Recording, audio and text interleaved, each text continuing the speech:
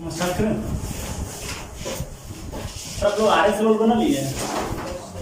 Total हो गया NCERT RS roll total complete कर लिया। ओवरऑल नहीं हुआ है सर, कुछ क्वेश्चन बाकी है। चलो आप एनसीईआरटी और आरएस रोल कंप्लीट कर लीजिए ना। हाँ स्टार्ट करते हैं।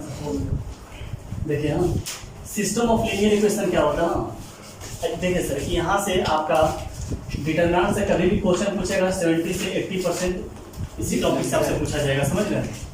इसी टॉपिक से 70 to 80% क्वेश्चन पूछा जाता है।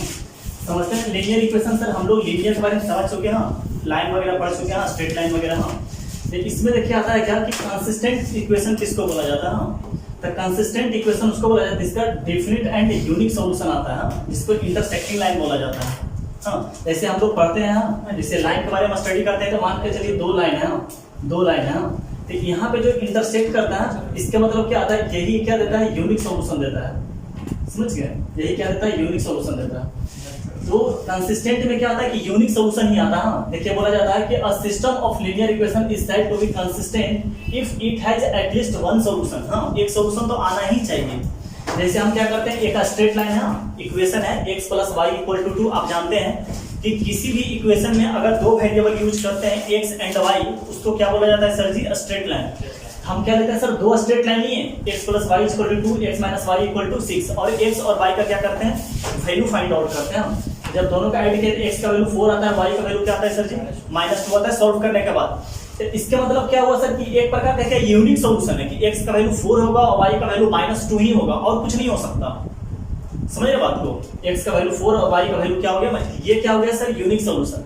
तो जिस स्ट्रेट लाइन को हम सॉल्व करते हैं उसका x और y एक यूनिक सॉल्यूशन आता है, तो उसको क्या बोला जाता है सर, कंसिस्टेंट बोला जाता है। यहाँ भी लिख भी दिए कि so it is consistent because it has a solution x = 4 and y = -2, जो कि अपने आप में क्या है सर, एक यूनिक सॉल्यूशन है। Here two lines are intersect at a point। इसका मतलब क्या हुआ सर कि दो लाइन क्या, तो मानिए x + y = 2 ये है, एक लाइन ये है।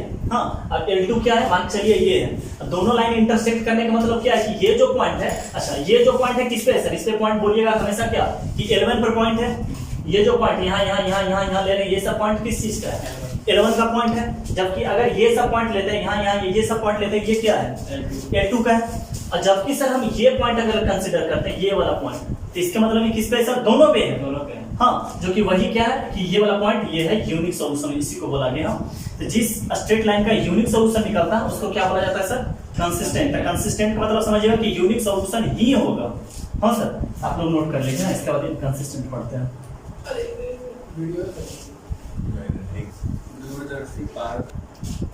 हाँ सर देखिए कंसिस्टेंट मतलब क्या, हम लोग समझेंगे सर कि जिसका सॉल्यूशन निकलता है उसको क्या बोला जाता है, कंसिस्टेंट।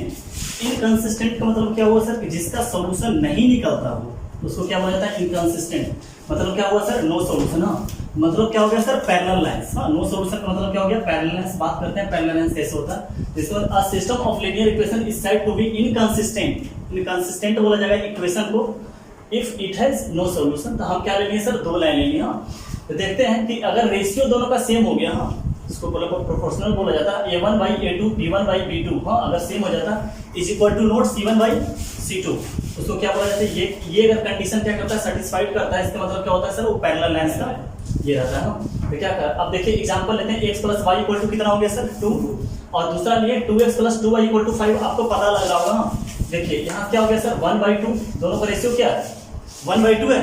इसका 1, ऐसा कितना है सर, 2, इसका भी कितना है सर, 1, इसका कितना है, 2। हाँ इज इक्वल टू नोट 2/5, इसका क्या है, ये 2/5 है। इसको किस कंडीशन को क्या बोला जाता है सर, इनकंसिस्टेंट या पैरेलल लाइंस बोला जाता है। और कभी भी पैरेलल लाइंस का सॉल्यूशन नहीं निकलता है, ये बात समझ रहे, कभी भी पैरेलल लाइंस के ये पता चल गया सर, कंडीशन कैसे पता लगाया जाए कि पैरेलल लाइंस है, जब a1/a2 और b1/b2 अगर बराबर हो जाता है, तो इससे क्या पता चलता है, इस सॉल्यूशन जो है क्या, नो सॉल्यूशन है, पैरेलल लाइंस हम लोग का, इसका सॉल्यूशन निकाल पाना पॉसिबल नहीं है। हाँ स्लोप भी देख लीजिए, दोनों का बराबर है। हाँ आपको स्ट्रेट लाइन में स्लोप वगैरह बताएंगे कि पैरेलल लाइंस का पहचान क्या होता है। हाँ इसके बाद देखिए इसका सॉल्यूशन करने की कोशिश की तो इसको 2 से मल्टीप्लाई करके 2 से क्या कर दिए सर सब्ट्रैक्ट कर दिए सेकंड इक्वेशन से हम। तो क्या आ गया 0 इज इक्वल टू क्या आ गया सर -1, एक्स वाई दोनों तो कैंसिल हो गया, इसके वजह से सॉल्यूशन हम लोग का नहीं निकल पाया, तो इसको क्या बोला गया सर इनकंसिस्टेंट। अच्छा सर अभी जो हम लोग कंसिस्टेंट पढ़े उसका क्या बोले सर यूनिक सॉल्यूशन बोला गया। हाँ क्यों, क्योंकि वो इंटरसेक्ट कर गया था इस पॉइंट पे, क्या कर गया था सर इंटरसेक्ट कर गया था, इसलिए इसका क्या निकल गया था यूनिक सॉल्यूशन निकल गया था। तो ऐसा पैरेलल लाइंस में क्या हो गया कि नहीं हो पाया, पैरेलल लाइंस का मतलब क्या हो गया सर लाइन सर ये हो मान लेते हैं L1 इज इक्वल टू 0। हाँ सर जी ये L1 इक्वल टू क्या हो गया सर 0 और ये सर क्या हो गया L2 इक्वल टू 0। तो दोनों का यूनिक सॉल्यूशन निकलेगा कब, जब एक्स वाई यहाँ कर रहे थे एक पॉइंट पे अगर कट किया तब तो इसका यूनिक सॉल्यूशन निकला। अब इन दोनों लाइन में क्या सर ये तो कहीं पर कट ही नहीं किया, हाँ तो इसका यूनिक सॉल्यूशन निकल पाना, इसका सॉल्यूशन निकल पाना पॉसिबल ही नहीं। अगर इंटरसेक्ट अगर एक पॉइंट पर यहाँ पर भी जाकर अगर इंटरसेक्ट कर गया होता तो क्या कहलाता सर एक यूनिक सॉल्यूशन इसका आ गया होता, बट ये कहीं तो इंटरसेक्ट ही नहीं किया, हाँ इसलिए पैरेलल लाइंस का कभी सॉल्यूशन नहीं निकल पाता है। हाँ नोट कर लीजिए सर। हाँ सर देखिए हाँ डिपेंडेंट इक्वेशन को क्या बोला जाता है, डिपेंडेंट इक्वेशन बोलिए या आइडेंटिकल लाइंस बोलिए। हाँ इसके मतलब क्या होगा सर कि मेनी सॉल्यूशन इनफाइनाइट सॉल्यूशन। हाँ इसके मतलब हो गया The a system of linear is said to be dependent if it has infinite solution। देखिए सब में इक्वेशन या लीनियर ही आ रहा सर, यानी कि स्ट्रेट लाइन का बात कर रहा हूँ। स्ट्रेट लाइन का अगर यूनिक सॉल्यूशन निकल जाता है उसको कंसिस्टेंट बोलेंगे, अगर स्ट्रेट लाइन का ही यहाँ अगर लाइन मेनी नो सॉल्यूशन आ पाता है तो उसको क्या बोला जाता है इनकंसिस्टेंट बोला जाता है। हाँ जो पैरेलल लाइंस बन जाता है। हाँ अब देखिए आइडेंटिकल लाइंस क्या होता है या डिपेंडेंट इक्वेशन किसको बोला जाता है। तो मानते हैं दो स्ट्रेट लाइन का इक्वेशन लिखा हुआ है सर, हाँ अगर इसमें रेशियो इसका बराबर हो जाए a1/a2 b1/b2 c1/c2 यानी सब बराबर हो जाए, तो इसका मतलब क्या हो गया सर इसका कंडीशन क्या आता है इनफाइनाइट का क्या होता है कंडीशन आता है। और पैरेलल जिसमें सर नो सॉल्यूशन आ रहा था उसमें क्या हुआ था सर ये नॉट इक्वल आ रहा था। तो हम क्या लेंगे सर दो लाइन x + 2y = 3 और 2x + 4y = 6। हम इसको बनाने के लिए क्या करेंगे सर इसको 2 से मल्टीप्लाई करेंगे ताकि हाँ तो 2x + 4y इसी लिखा हुआ इक्वेशन 1 को 2 से मल्टीप्लाई किया और क्या किया सर 2 से सब्ट्रैक्ट कर दें। हाँ ये इक्वेशन से सब्ट्रैक्ट कर दें तो 0 = 0 हो गया सर। अच्छा सर 0 = 0 होने का मतलब क्या आप समझते हैं कि बहुत सारा सेटिस्फाई करेगा और हमेशा क्या आते रहेगा बराबर आते रहेगा। इसका मतलब कोई चीज बराबर दोनों इक्वेशन आप कोई फार्मूला भी लिखते हैं दोनों तरफ बराबर हो जाता है, इसका मतलब क्या आता है कि कोई भी वैल्यू अगर पुट करते हैं हाँ और दोनों तरफ बराबर आ जाता है तो उसको हम क्या बोलते हैं आइडेंटिकल ही बोलते हैं। हाँ तो बहुत सारा वैल्यू पुट करेगा दोनों बराबर, कोई भी वैल्यू पुट करेगा दोनों बराबर आते रहेगा। हाँ तो इसके मतलब वो कैसे कि बहुत सॉल्यूशन निकलने वाला है क्योंकि ये बराबर ये हो गया। जबकि आप पैरेलल का कंडीशन देखे थे नो सॉल्यूशन में, हाँ तो क्या आ गया सर कंडीशन 0 = -1 आ गया था, आ गया था सर। ये तो बराबर है ही नहीं इसीलिए इसको क्या बोला गया था नो सॉल्यूशन, बट यहाँ 0 = 0 होता है। इसके मतलब क्या हो गया सर बहुत सारा सॉल्यूशन निकलने वाला है। यहाँ देखिए कितना अच्छा लिखा हुआ है बहुत अच्छा कि it is independent because it has infinite solution. हाँ सर इसको इंडिपेंडेंट इसलिए बोला गया है, डिपेंडेंट होना चाहिए था yes it is dependent because it has infinite solution. That means इसका मतलब क्या हुआ सर कि दे आर इनफाइनाइट वैल्यूज। हाँ x और y बहुत सारा ऐसा वैल्यू है जो x y को क्या करेगा सेटिस्फाई करेगा। हाँ x y satisfies both the equation. हाँ सर तो हम लोग समझ गए क्या सर इनकंसिस्टेंट क्या होता है सर यूनिक सॉल्यूशन। हाँ जहां पर दो लाइन क्या करता है इंटरसेक्ट करता है। हाँ इनकंसिस्टेंट क्या होता है सर जिसका सॉल्यूशन ही नहीं निकल पाता हो। हाँ जो पैरेलल लाइंस का कंडीशन आ गया था। हाँ तीसरा क्या सीखा है सर आइडेंटिकल लाइंस। हाँ अच्छा अब बहुत सारा दो स्ट्रेट लाइन लेते हैं सर उसका बहुत सारा सॉल्यूशन होने का मतलब क्या है ये तो यूनिक सॉल्यूशन समझ गए सर कि ये आ गया यूनिक सॉल्यूशन क्योंकि एक पॉइंट पे हुआ। हाँ ये समझ गए सर पैरेलल लाइन क्योंकि कहीं पर इंटरसेक्ट ही नहीं किया। हाँ अब समझते हैं सर बहुत सारा आने का मतलब क्या कि बहुत जगह पर इंटरसेक्ट हुआ होगा, बहुत दो लाइन बहुत जगह पर क्या किया होगा सर इंटरसेक्ट किया होगा। वो कैसा लाइन दिखेगा देखिएगा। हाँ हाँ इसके नीचे बनाते हैं लाइन को बनाते हैं। ये एक लाइन दिख रहा है आपको सर, ये एक लाइन आपको दिख रहा है। हाँ ये आपको एक लाइन दिखाई दे रहा है ये लाइन। हाँ अब देखिए दूसरा लाइन। हाँ सर अच्छा समझिएगा देखिए दूसरा लाइन क्या खींच रहे हैं क्योंकि इनफाइनाइट सॉल्यूशन आने का मतलब क्या है। हाँ देखिए दूसरा लाइन खींच रहे हैं इसी को ओवर क्या करते हैं ओवरलैप कर देते हैं और बोलेंगे देखिए इनफाइनाइट सॉल्यूशन है इसी। देखिए इसको ओवरलैप कर रहे हैं इसको, ये दूसरा लाइन है सर। हाँ ये दूसरा लाइन है समझ गए सर इसके ओवरलैप कर गया। हाँ अब देखिए सर कि इसमें आपने को तो पता है बोल दिया तो पता चल रहा है कि दो लाइन है इसके। हाँ अब बताइए कितना स्थान पे इंटरसेक्ट किया है ये इनफाइनाइट पे हाँ कितना स्थान पे इंटरसेक्ट कर गया है, इनफाइनाइट पे इंटरसेक्ट किया ना दोनों हाँ, इसीलिए इसको क्या बोला गया आइडेंटिकल लाइन। हाँ दोनों लाइन क्या हो गया सर, सेम हो गया। कोनिक सेक्शन के अंदर हम पढ़ाए होंगे हाँ, बहुत बार क्या होता था कि टेंजेंट भी वही आ जाता था हाँ, फिर क्या जो भी लिखते थे एक्सिस वगैरह भी वही आ जाता था, बोलते थे दोनों लाइन क्या है पैरेलल है कोनिक सेक्शन के अंदर हाँ। तो उसमें क्या लगाते थे, यही कंडीशन तो लगाते थे हाँ जब कोनिक सेक्शन पढ़ाते थे हाँ। नोट कर लीजिए सर हाँ सर हाँ। टू वेरिएबल इक्वेशन हाँ, टू वेरिएबल इक्वेशन समझते हैं सर कि जिसमें दो वेरिएबल एक्स और वाई यूज किया जाता है उसको क्या बोला जाता है सर जी, स्ट्रेट लाइन हाँ। तो a1x b1y equal to c1 a2x b2y equal to c2 लिखा हुआ है sir. Equation in two variable represent equation of straight line हाँ, सब बता चुके हैं सब सर हाँ। यूनिक सॉल्यूशन में क्या होगा sir, a1/a2 equal to not b1/b2 हाँ, क्योंकि इंटरसेक्ट लाइन आता है ना, समझ रहे हैं ये हो गया हाँ कंडीशन हाँ। इनफाइनाइट का सर जब सब क्या होना चाहिए, इनफाइनाइट सॉल्यूशन सर कैसे आएगा हाँ, जब दोनों तरफ इक्वल रहेगा तभी तो आएगा, 0 बराबर 0 आ गया था हाँ, तो दोनों तरफ क्या होना चाहिए इक्वल होना चाहिए हाँ, जिसमें क्या हो जाएगा सर सारा रेशियो क्या होना चाहिए बराबर होना चाहिए स्ट्रेट लाइन का, समझ रहे हैं सर। नो सॉल्यूशन होने का मतलब क्या है सर, एक नहीं बराबर होना चाहिए, नो सॉल्यूशन का मतलब क्या होता है बराबर नहीं होना चाहिए, क्या सर बराबर नहीं है हाँ। तो आपको सर ये कंडीशन याद रखना है। इसके बाद एक क्वेश्चन, इस पर सर क्वेश्चन कभी नहीं पूछा जाता हाँ, एक क्वेश्चन आपको लेकर दिखा देते हैं कि कैसा पूछा जाता है, ऐसे क्वेश्चन इसे पूछा नहीं जाता है, समझ रहे सर, नोट कर लीजिए हाँ सर। क्वेश्चन स्टार्ट करते हैं, क्या लिखा हुआ है sir, the number of value of के for which the system of equation हाँ सर एक्स और वाई यूज किया, तो ये भी क्या है सर स्ट्रेट लाइन का इक्वेशन हाँ, हैज नो सॉल्यूशन हाँ। The condition of no solution क्या हो जाएगा सर हाँ, कंडीशन ऑफ नो सॉल्यूशन क्या हो गया sir, a1/a2 equal to p1/p2 is equal to not c1/c2 हाँ सर। तो a1/a2 होने का मतलब क्या है sir, k + 1 divided by k हो जाएगा sir, k + 1 divided by k, p1/p2 8/k + 3 is equal to not 4k divided by 3k - 1 हाँ सर। हम लोग इसको कैसे सॉल्व करते हैं सर, इसको ऐसे सॉल्व करते हैं, इसको इससे सॉल्व करते हैं सर हाँ सर जी। तो क्या आएगा सर, यहाँ से लेते हैं k + 1 divided by k is equal to 8 divided by k + 3, एक सॉल्यूशन यहाँ से आएगा सर, और यहाँ से क्या आएगा sir 8 divided by k + 3 is equal to not 4k divided by 3k - 1। यहाँ से k का वैल्यू क्या आ जाएगा सर, अच्छा ये मल्टीप्लाई होगा ना क्वाड्रेटिक बन जाएगा, यहाँ से क्या हो जाएगा सर k² 4k हो जाएगा, 4k और प्लस 3 इज इक्वल टू क्या हो जाएगा सर 8, इसको इससे मल्टीप्लाई कर दी हाँ सर, इधर क्या आ जाएगा k²। हाँ सर देखिए हाँ हम लोग पढ़ रहे थे नो सॉल्यूशन का कंडीशन ये लगा दिए सर, ये लिखिए हाँ। जब इसको सॉल्व किए सर तो k का वैल्यू कितना आया 3 और 1 आया हाँ, और जब इसको सॉल्व किए सर तो k का वैल्यू इतना k is equal to not 1 and 2। तो सर यहाँ क्या बोल रहा है k का वैल्यू 3 और 1 होगा, यहाँ क्या बोल रहा है सर कि k का वैल्यू 3 और 1 होगा, जबकि यहाँ क्या बोल रहा है सर कि k का वैल्यू 1 और 2 नहीं होगा। इसके मतलब यहाँ तो 1 यहाँ बोल रहा है 1 लेने के लिए, जबकि यहाँ क्या बोल रहा है 1 नहीं लेने के लिए। इसके मतलब क्या हुआ सर कि 1 यहाँ से क्या कर देंगे कैंसिल कर देंगे, समझ रहे सर, यहाँ से 1 क्या करेंगे सर कैंसिल कर देंगे, तो 1 2 तो ऑलरेडी कैंसिल हो गया हाँ, तो 1 यहाँ से सिंपली सर k का वैल्यू कितना आ गया 3 हाँ, ये हमारा हो गया आंसर। तो हम लोग का आंसर क्या होगा सर 1 होगा, बेटा क्वेश्चन तो पढ़ लो क्या लिखा हुआ है, the number of value of k, इसका मतलब k का कितना वैल्यू आया है, समझ रहे हैं सर 1 हाँ, k का वैल्यू आया है 3 जरूर, लेकिन नंबर ऑफ सॉल्यूशन कितना निकला हाँ, नंबर ऑफ सॉल्यूशन कितना हो गया सर जी 1 हाँ सर देखिए हाँ। अब क्या है सर 2 वेरिएबल और 3 इक्वेशन हाँ, यानी 2 वेरिएबल होने मतलब सर x y यानी कि स्ट्रेट लाइन का इक्वेशन हाँ, तो हम लोग क्या लिए सर 2 वेरिएबल 3 इक्वेशन ले लिए हाँ।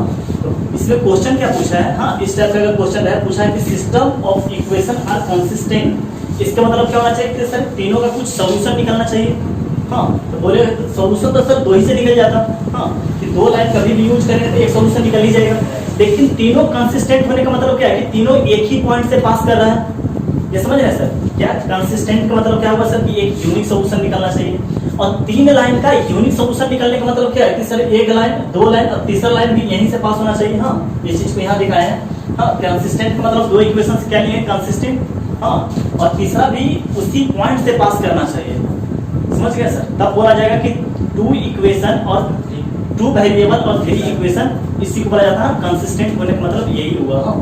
The system of equation are consistent होने का मतलब क्या है सर? कि डेल्टा इक्वल टू अगर 0 साबित कर देते हैं तो इसका मतलब क्या हो गया कि सर ये जो तीनों सिस्टम है ये क्या है? कंसिस्टेंट है। इस बात को साबित करता है। हाँ, इसका मतलब क्या होगा सर कि कभी भी बोला जाएगा 3 इक्वेशन दिया हुआ है, बोलेगा कि कंसिस्टेंट है, तो आप क्या कर दीजिए सर? डेल्टा को 0 साबित कर दीजिए। हाँ, और इसका मतलब ये बता सकते हैं सर कि 3 लाइन का कंसिस्टेंट होने का मतलब क्या है कि 2 कोई लाइन लेकर उसका यूनिक सोल्यूशन निकाल दीजिए। हाँ, जो आएगा उसी से 100% तीसरा भी पास करेगा, तभी वो कंसिस्टेंट कहलाता है। ये डायग्राम से हो जाता है। हाँ, यही अपना यूनिक सोल्यूशन है। इसी से क्या करके sir pass the 4 consistent all 3 lines should passes through a same point. हाँ, जिसको कॉन्ग्रुएंसी बोला जाता है। हाँ सर, तो नोट कर लीजिए आप लोग। हाँ सर, देखिए क्या बोल रहा है कि find the value of lambda if the following equation are consistent. हाँ, तो सर देख रहे हैं उसी पे 3 लाइन दिया हुआ है, 2 वेरिएबल है और बोल रहा है कंसिस्टेंट है। इसका मतलब क्या सर? आप डेल्टा को 0 साबित कर दीजिए। हाँ, यानी कंडीशन ऑफ कंसिस्टेंट यहाँ पे क्या हो जाएगा? Delta equal to 0। हाँ सर, हम लोग क्या करेंगे? डेल्टा इक्वल टू क्या लगा लेंगे सर? डेल्टा इक्वल टू क्या कर लेंगे सर? 0। इसका मतलब क्या हो गया सर? इसका वेरिएबल की कांस्टेंट कितना है? 1 लैम्डा प्लस 1 और यहाँ 1 हो जाएगा सर। हाँ, जैसे लिखे थे a1x और b1y। हाँ, तो यहाँ पे क्या लिखा सर? यहाँ पे a1 ही तो लिखे थे। इसका मतलब क्या हुआ था कि x का और y का कोफिशिएंट लिखे थे। समझ रहे? a1 a2 लिखा हुआ था। इसका मतलब क्या हुआ था सर कि x का कोफिशिएंट लिखे थे। हाँ, x और y का। यहाँ x का कोफिशिएंट है 1, यहाँ x का कोफिशिएंट है सर लैम्डा प्लस 1। यहाँ क्या है सर जी? 1। यहाँ y का कोफिशिएंट कितना है सर? 1। यहाँ पर कितना है सर y का? Lambda plus 2। और यहाँ कितना है sir? Minus lambda plus 1। Minus lambda plus 1। हाँ, यहाँ सर क्या हो जाएगा?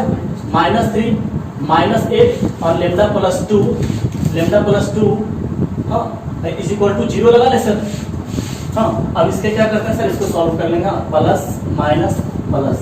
हाँ सर, अब इसको सिंपली सॉल्व करके सर क्या आ जाएगा? 1 से इसको कवर, इसको क्या आ गया सर?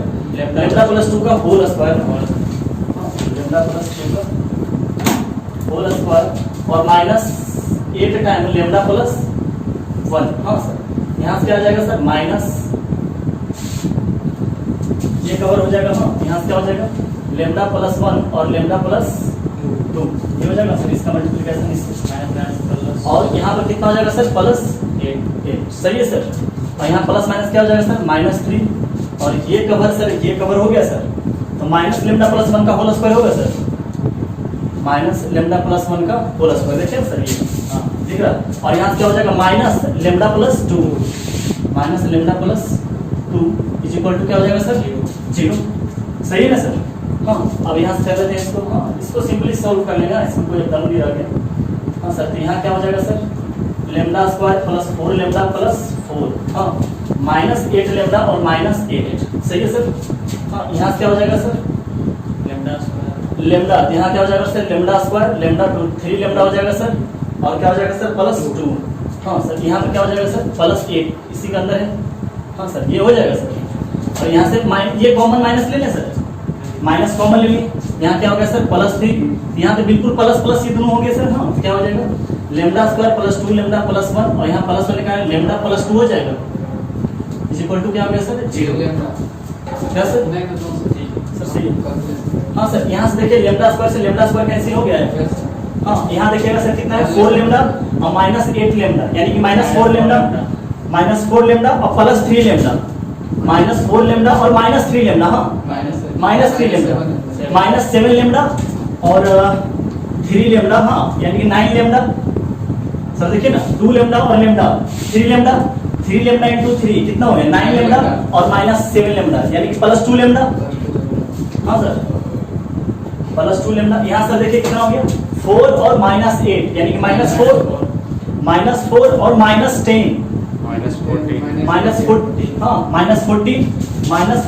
प्लस 9। हाँ, 3 और 3 यानी कि -5 इज इक्वल टू क्या हो गया सर? 0, यानी कि लैम्डा इज इक्वल टू कितना हो गया सर? 5 ये अपना क्या हो गया सर? नोट कर लीजिए सर। हाँ सर, हम लोग का कैलकुलेशन गलती हो गया सर। ये 3 लैम्डा स्क्वायर हम लोग क्या करेंगे? मिस कर गया। हम लोग फिर से ये करते हैं। ये सही है, कोई दिक्कत नहीं है। ये लैम्डा स्क्वायर तो कैंसिल हुआ है सर। इसको सिर्फ ये आ जाएगा। हाँ, यहाँ क्या आ जाएगा सर? 3 3 लेमडा स्क्वायर और कितना आया था सर, लेमडा कितना है, -2 लेमडा प्लस 2 लेमडा और -5 इक्वल टू क्या आ जाएगा सर, 0। हाँ, तो यहाँ से क्या हो जाएगा -15, यानी क्या हो जाएगा सर 3 लेमडा स्क्वायर, यहाँ से कितना हो जाएगा सर प्लस 3 लेमडा और -5 लेमडा। हाँ सर, प्लस 2 लेमडा और -15 हो गया सर, और -5 इक्वल टू क्या हो गया सर, 0। यहाँ से क्या हो गया माइनस प्लस 5 का हो गया माइनस, ये प्लस में होगा सर और ये माइनस में होगा सर। हाँ, तो कितना जाएगा लेमडा का वैल्यू सर, यहाँ से 3 लेमडा कॉमन लेते लेमडा -1, यहाँ से 5 कॉमन लेते लेमडा -1 इज इक्वल टू 0, यानी कि लेमडा का वैल्यू क्या आ गया सर 1 और -5/3। हाँ सर, ये लेमडा का वैल्यू समझ गया सर। अब नोट कर लीजिए, स्टार्ट करते हैं सर। क्या लिखा हुआ, find the value of c for which the following this क्या है सर, कंसिस्टेंट है। फिर लगा देते हैं क्या सर, डेल्टा इक्वल टू 0। हाँ, तो क्या आ जाएगा सर अपना, यहाँ से कितना आ जाएगा सर 2c + 2 और c + 2 का क्या हो जाएगा सर जी +1। यहाँ से कितना हो जाएगा सर 3, यहाँ से क्या आ जाएगा सर c + 4, यहाँ c + 4 का +1। यहाँ से कितना आ जाएगा सर 3c + 6 और 3 + 6 का होल² इज इक्वल टू क्या हो जाएगा सर 0।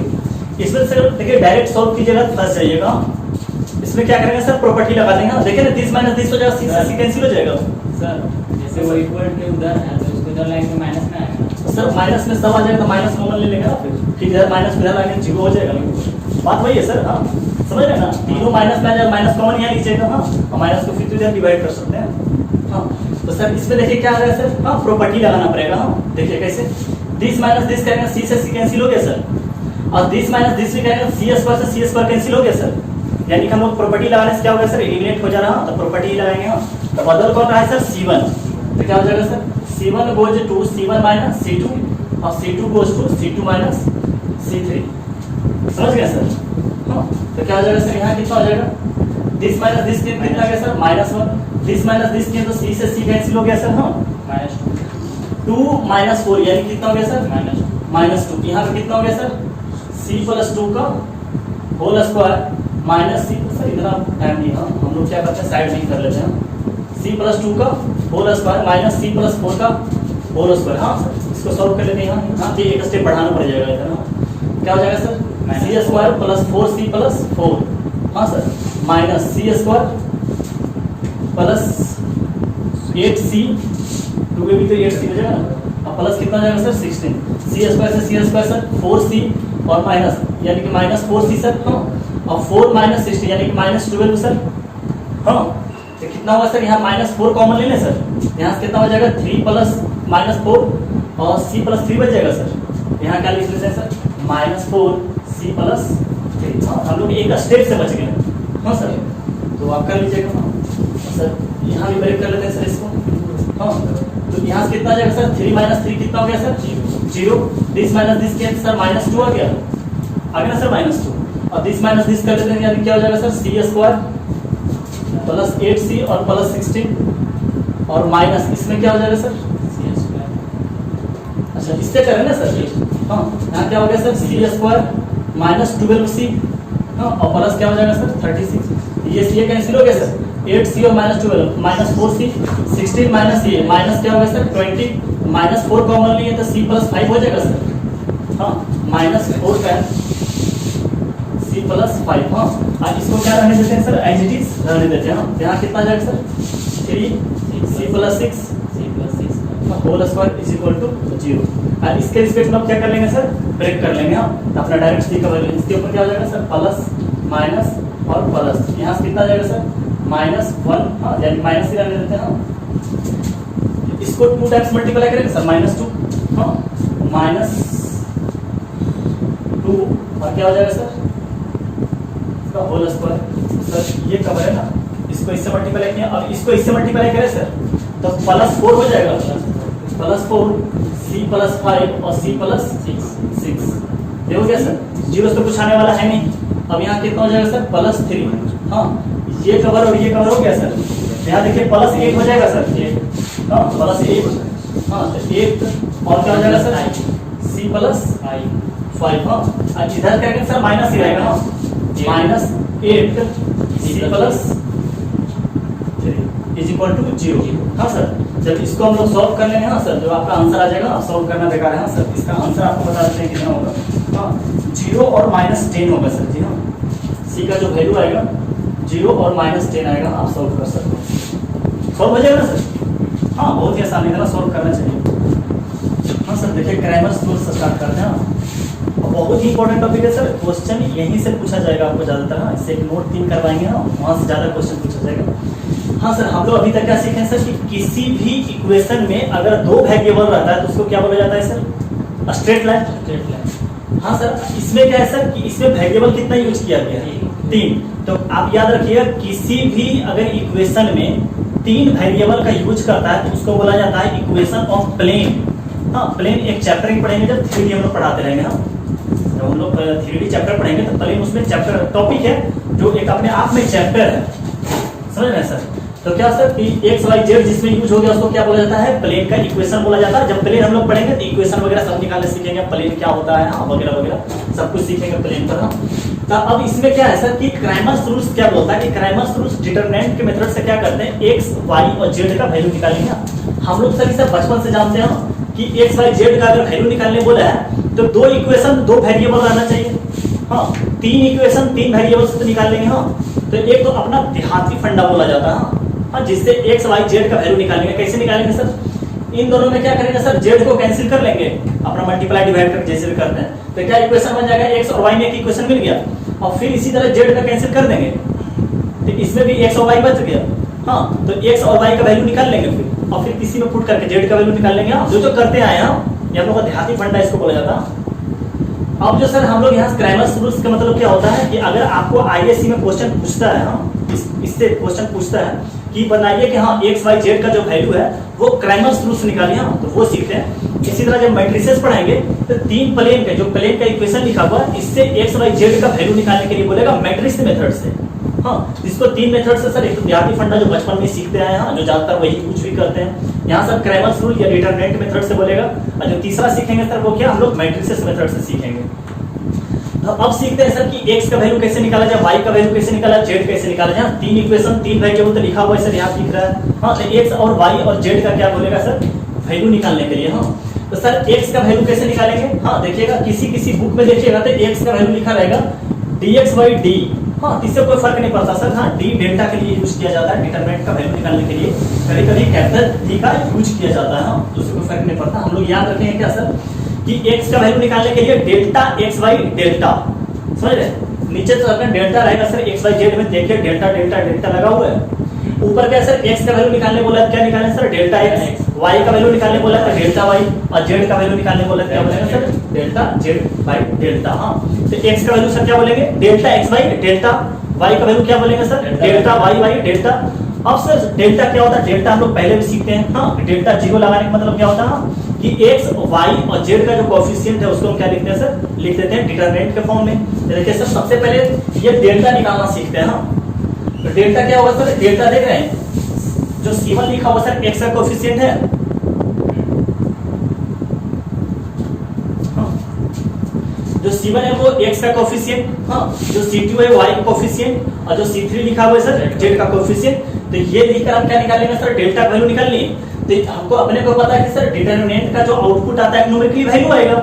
हाँ, उसी तरह डेल्टा एक्स का भी निकालेंगे सर। हाँ, तो अब सीखते हैं, इंपॉर्टेंट है सर कि डेल्टा एक्स कैसे निकाला जाता है। हाँ, अब डेल्टा निकाल लीजिएगा सर, एक्स वाई और जेड का क्या लीजिएगा? C1 C2 और C3 में रिस्पेक्टिवली इसका कोएफिशिएंट को लिख लीजिएगा, तो अपने को क्या आएगा सर? डेल्टा का वैल्यू आएगा। हाँ, अब डेल्टा एक्स का वैल्यू निकालने के लिए क्या करेंगे सर? एक्स सबसे पहले सर अगर प्लेन का इक्वेशन लिखते हैं 3 इक्वेशन 3 वेरिएबल में, तो सबसे वैल्यू पहले किसका आएगा सर? एक्स का वैल्यू निकालेंगे। तो एक बात याद रखा, जिस चीज का वैल्यू निकालने के लिए बोलेगा, हाँ सर याद रखिएगा, जिस चीज का आपको डेल्टा यानी कि एक्स का वैल्यू निकालने बोल रहा है, हाँ, तो क्या कीजिएगा कि एक्स का कोएफिशिएंट नहीं लिखिएगा। हाँ सर, देखिए यहाँ पर डेल्टा एक्स का वैल्यू निकालने बोला है। हाँ, डेल्टा एक्स का वैल्यू निकालने में क्या किए सर? कहीं भी एक्स का कोएफिशिएंट यूज किए इसमें? नहीं यूज किए। हाँ सर, अब देखिए सर, डेल्टा एक्स निकालने का मतलब क्या होता है कि एक्स सबसे पहले आता है सर। हाँ, जो कांस्टेंट रहेगा D1 D2 D3 जो कांस्टेंट है, हाँ, वो सबसे पहले दिखाई आपको देगा, समझ गए? उसके बाद सीक्वेंस वाइज में y का कोएफिशिएंट और z का कोएफिशिएंट। फिर से बोल रहे हैं कि कभी भी आपको x का वैल्यू निकालने बोला है तो कि x का कोएफिशिएंट का यूज नहीं करेंगे, x सर सबसे पहले आता है, इसलिए कांस्टेंट का टर्म रहेगा जो C1 में सबसे पहले दिखाई देगा, और फिर सीक्वेंस वाइज आपको y का कोएफिशिएंट और z का कोएफिशिएंट इसी तरह से आप देखिए बताइए कि अगर y का कोएफिशिएंट देखिए सर, इसी तरह अगर आपको डेल्टा y निकालने के लिए बोलेगा सर, हाँ, तो इसके मतलब आप लोग क्या याद रखिएगा सर, हाँ, डेल्टा y निकालने के लिए कि y का कोएफिशिएंट का यूज नहीं करेंगे, क्योंकि y का कोएफिशिएंट का यूज नहीं करेंगे। अच्छा सर बताइए कि अगर सीक्वेंस x y z का निकालने बोलेगा तो y क्या स्थान पे आएगा सर, दूसरा स्थान पे, यानी कि जो अगर कांस्टेंट का टर्म लिखेंगे वो C2 में लिखेंगे, हाँ, और सीक्वेंस वाइज जैसे आता है x का कोएफिशिएंट और z का कोएफिशिएंट सर देखिएगा सर, डेल्टा y में क्या लिखा हुआ है सर, कहीं भी y का coefficient b1 b2 b3 use किया हुआ है सर, कांस्टेंट टर्म कहां यूज किया है सर, y सेकंड स्थान पे आता है तो C2 में d1 d2 d3 लिखे हैं सर, और सीक्वेंस वाइज पहले x आता है फिर उसके बाद z का कोएफिशिएंट आएगा, एज इट इज लिखा हुआ है सर। इसी तरह सर अगर आपको z का वैल्यू निकालने बोलेगा तो डेल्टा z निकालिएगा, समझ रहे सर, तो डेल्टा z निकालने सर आप बताइए कि डेल्टा z में किसका वैल्यू यूज नहीं करेंगे, z का कोएफिशिएंट का यूज नहीं करेंगे।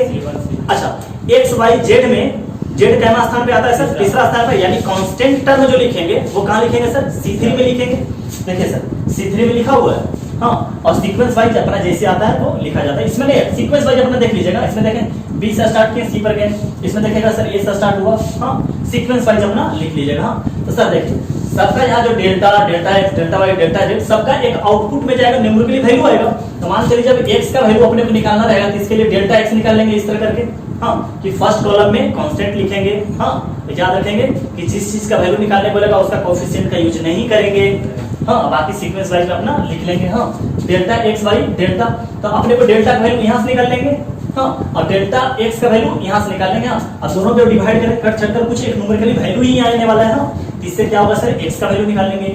इसी तरह y का वैल्यू निकालने के लिए क्या करेंगे sir, delta y by delta, और z निकालने के लिए sir delta z by delta, हाँ, आप अच्छे तरीके से उम्मीद करते हैं सर सीखे होंगे कि डेल्टा x कैसे निकाला जाएगा, डेल्टा y कैसे निकाला जाएगा और डेल्टा z कैसे निकाला जाएगा, हाँ सर, तो आप लिख लीजिए सर, इसको नोट कर लीजिए, हाँ सर स्टार्ट करते हैं। देखिए सर कंडीशन इसमें, हाँ, अभी हम लोग क्या सीखे सर कि x का वैल्यू क्या हो गया, डेल्टा x बाई डेल्टा, हाँ, y इक्वल टू क्या होगा sir, delta y by delta, और z इक्वल टू क्या हो गया sir, delta z by delta, हाँ। अब सर समझिए सर कि अगर x y z का वैल्यू निकालने दे दिया, तीन वेरिएबल तीन इक्वेशन दे दिया, और x का वैल्यू अगर मान के चलिए डेल्टा को निकालते हैं और delta is equal to not zero होता है, यानी कुछ भी आ जाए, हाँ, तो इसका x का कोई वैल्यू आएगा, समझिए इस बात को कि डेल्टा x का वैल्यू चलिए मान चलिए पूरे रियल नंबर कुछ भी आ जाए, हाँ, और डिवाइडेड बाई नीचे में सब कुछ आ जाए बट जीरो नहीं आए, हाँ, हाँ, तो इसका क्या होगा, कुछ सॉल्यूशन निकल कर आएगा, हाँ, चाहे जीरो, अगर मान चलिए जीरो डिवाइडेड बाई कुछ नॉन जीरो क्वांटिटी आ जाए, इसका मतलब जीरो हो जाएगा, चाहे कुछ कैंसिल करके कुछ भी आ जाए, तो समझिएगा sir if delta equal to not zero, हाँ, यानी x y z में डेल्टा का वैल्यू अगर जीरो नहीं आया है तो वो इन्फिनिटी को टेंड्स तो नहीं करने वाला है, हाँ, क्योंकि डिनोमिनेटर पार्ट में अगर जीरो आ जाता है तो क्या करता है, इन्फिनिटी को टेंड्स कर जाता है, समझ रहे हैं, तो डेल्टा का वैल्यू अगर जीरो नहीं आता है तो x y z का क्या आएगा सर, एक यूनिक सॉल्यूशन आएगा, ये बात समझ रहे सर, जैसे x और y को वहां क्या आ रहे थे यूनिक सॉल्यूशन, तो किसी भी चीज का अगर यूनिक सॉल्यूशन आता है तो उसको क्या बोला जाता है, कंसिस्टेंट बोला जाता है, हाँ, उसको क्या बोला जाता है, कंसिस्टेंट, हाँ, तो याद रखिए कंडीशन क्या कि अगर यूनिक सॉल्यूशन की बात करें, प्लेन दिया हुआ है, हाँ, यानी तीन इक्वेशन तीन वेरिएबल दिया हुआ है और बात कर रहा है वो यूनिक सॉल्यूशन का, तो इसका मतलब क्या कंडीशन होगा sir, delta equal to not zero, हाँ, तीन इक्वेशन तीन वेरिएबल में अगर यूनिक सॉल्यूशन का बात करता है तो delta equal to not zero, हाँ, उसी में अगर दो इक्वेशन दो वेरिएबल का बात करता है कंसिस्टेंट यूनिक सॉल्यूशन का, तो उसका क्या हो जाएगा, a1 by a2 is equal to not b1 by b2, समझ रहे सर।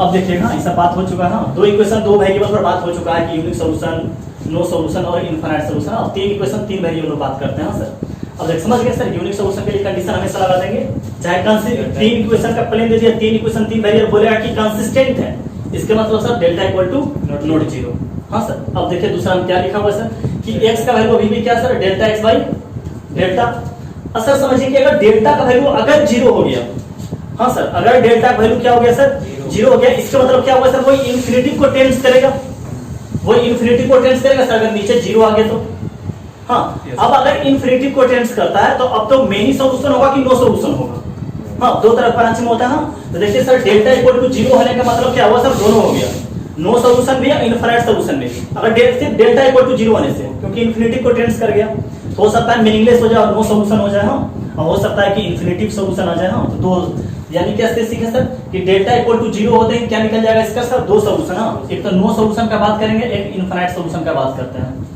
हाँ सर, तो अब समझिए कि अगर मान के चलिए सबसे पहले क्या करेंगे सर, डेल्टा, तीन इक्वेशन, तीन वेरिएबल दिया हो तो सबसे पहले किसका बात करेंगे सर, डेल्टा निकालेंगे।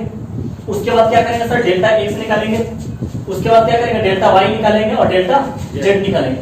अगर सर चारों एक साथ 0 हो गया, डेल्टा निकालें उसका भी वैल्यू 0 आ गया, डेल्टा निकालें उसका भी वैल्यू 0 आ गया, डेल्टा एक्स निकालें उसका भी वैल्यू 0 आ गया, डेल्टा वाई निकालते हैं इसका भी 0 और डेल्टा जेड इक्वल टू 0। इसके मतलब क्या हुआ सर कि चारों एक साथ 0 हो गया। डेल्टा एक्स, डेल्टा वाई और डेल्टा जेड सब अगर एक साथ 0 हो गया तो इसके मतलब क्या हो गया सर, इनफाइनाइट सॉल्यूशन।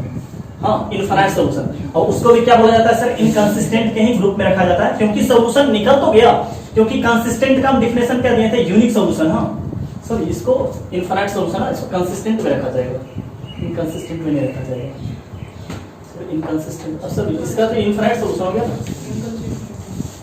इनकंसिस्टेंट ही होगा, इनकंसिस्टेंट। अब अच्छा यहाँ पर, हाँ ये सही है, हाँ ये कंसिस्टेंट के ग्रुप में आएगा। हाँ, इनफाइनाइट सॉल्यूशन कंसिस्टेंट के ग्रुप में आएगा, नहीं सही है सर, ये कंसिस्टेंट के ग्रुप में आएगा सर, क्योंकि सॉल्यूशन देखिए कंसिस्टेंट का डिफिनेशन क्या दिए थे कि at least unique solution, at least one solution. हाँ, तो ज्यादा से भी सॉल्यूशन हो सकता है ना, तो इन्फिनेटिव सॉल्यूशन भी किसके ग्रुप में आता है सर, कंसिस्टेंट क्या था, समझिए कि अगर चारों एक साथ 0 के बराबर हो गया। हाँ, ऐसे भी इनफाइनाइट का कंडीशन क्या देखे थे, जब हम दो इक्वेशन, दो वेरिएबल क्या आया था सर, a1/a2, b1/b2 और c1/c2। इसका मतलब क्या हुआ सर, तीनों एक साथ इक्वल हो गया था, तो इसका मतलब क्या हुआ था sir, unique sorry infinite solution.